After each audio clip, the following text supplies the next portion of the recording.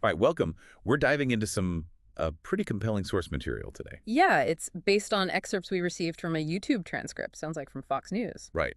And it covers some really intense recent events. Uh-huh. It focuses on violent protests, specifically related to actions by ICE. Looks like particularly in Los Angeles and New York City. That's right. And the governmental response, at least from the perspective laid out in this source. Okay, so the source jumps right in, doesn't it? It mentions President Trump ordering National Guard troops. Over 2,000, yeah, to LA.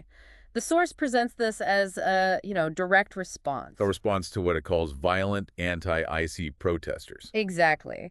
The description includes burning cars, throwing rocks, smashing windows. Lasted 2 days, apparently. And threats against police and ICE agents are mentioned too. Yeah, and the source makes a specific connection linking these LA protests to a recent operation. An operation where migrants were arrested. Over 100 in the LA area, according to the material. And it stresses that this included suspects accused of, well, really serious things. Like child abuse and sex assault charges. It names those specifically. It does. And then it shifts a bit, geographically, mentioning New York City, too. Ah, the incident at the ICE headquarters. Yeah, Lower Manhattan. It says 20 people were detained after the source uses the word storming the building. Okay, so after laying out those events, the source then moves into perspective analysis. Kinda, yeah. It starts talking about the complexities it sees involved. And a major piece of that seems to be the role of so-called sanctuary cities. Definitely. The argument presented is that non-cooperation from some local politicians makes IC's job much harder, significantly complicates it. So our goal here, for you listening, is to really unpack what this specific source is saying. Right. Pull out the key arguments the examples use just to get a clear picture of this particular viewpoint. We're just relaying the information presented in the source material we have. Exactly. And the source claims this non-cooperation from sanctuary cities causes enormous complications for reasons it says are obvious. Okay. And to make that point, it brings up a specific case, doesn't it? Something in Wisconsin. Yes, involving a judge. It's quite a detailed example in the source. How does it describe it? Well, according to this account, IC agents were trying to apprehend someone described as an illegal accused of serious domestic assault. Okay. Standard procedure, presumably. The source says they followed procedure, yeah. Waiting outside the courtroom in the hallway for what it calls a standard fugitive handoff. You know, where one agency transfers custody to another. Common practice. Right. But the source claims that standard process, well, it didn't happen. Why not? What does the source say went wrong? It says the agents bumped into an ideologue. That's the term used for the judge. An ideologue, okay. And according to the source, the judge was so committed to the sanctuary city doctrine. That she interfered. That's the allegation in the source, yeah. That she interfered with the federal operations and apparently snuck the guy out a side door. Wow. Oh.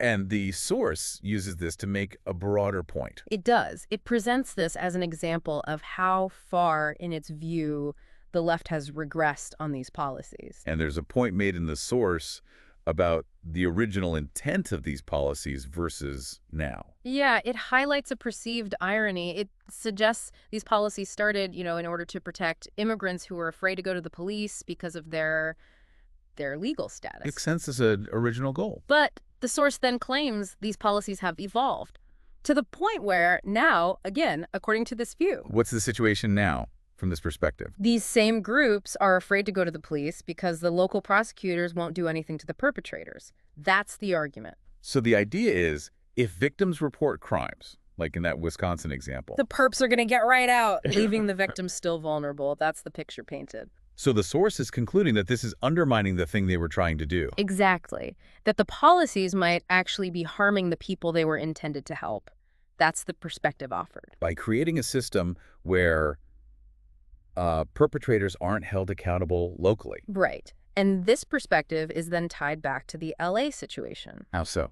The source argues that local police there are not going to keep order around all of these riots. And that's why, in this view, the National Guard was necessary because of a perceived local failure. That's precisely the argument presented, that President Trump had to order them in because the local level wasn't handling it, according to the source. The source also mentioned something about masks, right? Protesters wearing masks. Just briefly, notes President Trump's comment that they aren't allowed, frames it as very important. But adds a caveat. Yeah, that it only matters if it actually can be enforced, which ties into another point. Which is? The difficulty, as the source sees it, of actually arresting people who are impeding ICE. And this brings us back to the local prosecutors. It does. The source makes a pretty strong claim here. It says, I can guarantee you that the charges that were laid yesterday here in New York, Alvin Bragg's going to drop them. That's a direct quote or paraphrase from the source. Yes, reflecting the strong assertion made in the material.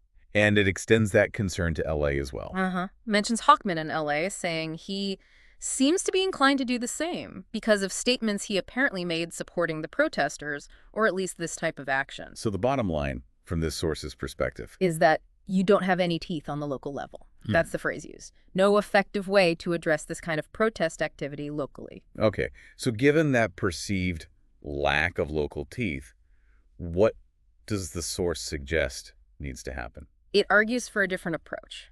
Says you have to build out the networks. Meaning? Find out who the individuals involved are, who's funding them, coordinating them, where the money's coming from, investigate the organization behind it. And it makes a claim about the funding source. A specific one, yeah.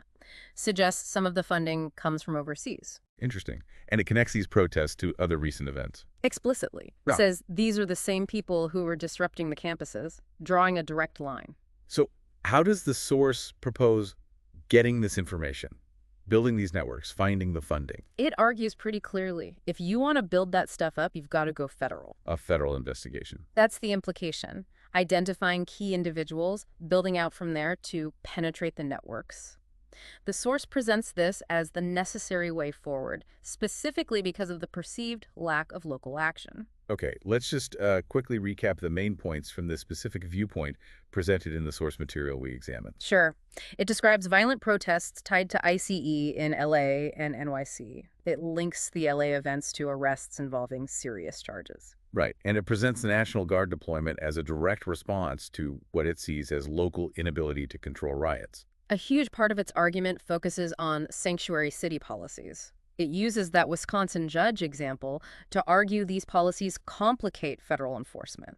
And paradoxically, from this viewpoint, might even end up endangering immigrant communities by hindering the prosecution of criminals. Exactly. Then there's the strong criticism of local prosecutors, naming Alvin Bragg and Hochman specifically. Claiming their actions or inclinations mean charges against protesters likely get dropped. Leading to that conclusion of no teeth at the local level, according to this perspective. And because of all that, the source advocates going federal. Yeah, to investigate, build out networks, identify funding, even suggesting overseas sources and linking it all to campus disruptions. So as we wrap this deep dive, you've heard the specific arguments and examples presented in this particular source material. We covered how it views sanctuary city policies as a hindrance to law enforcement.